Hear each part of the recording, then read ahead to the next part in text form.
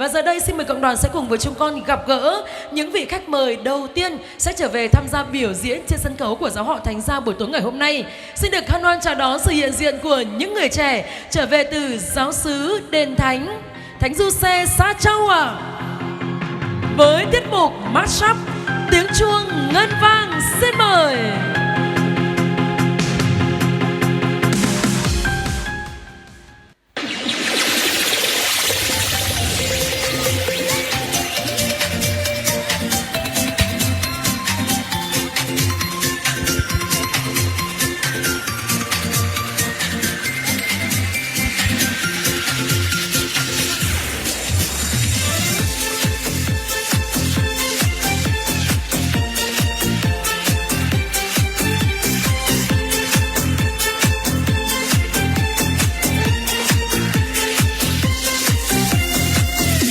Mừng ngày Chúa sinh ra đời, nhà mình cùng nắm tay tươi cười, hòa mình đến cho muôn người, cùng cất tiếng ca mừng vui.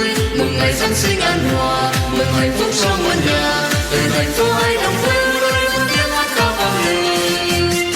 Đêm Noel, ta hãy cùng vui lên.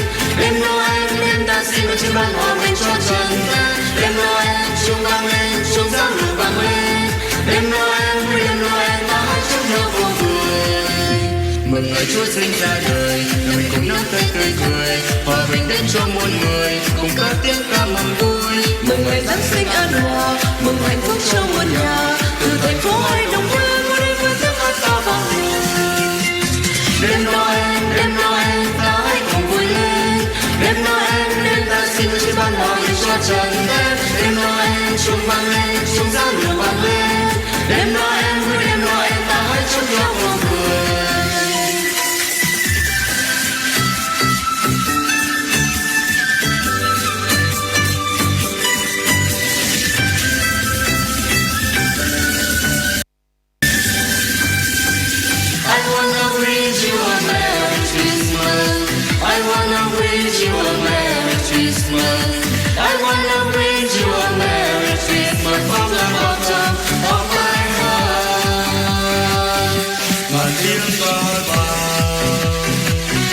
Mừng Chúa sinh ra đời, cầu chúc cho muôn người cuộc sống ấm no, quên đi bao nhau nhằn,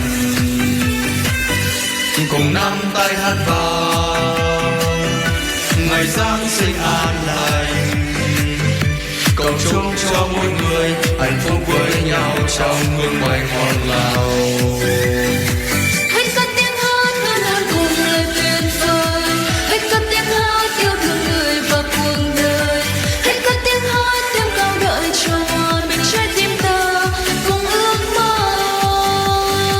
I wanna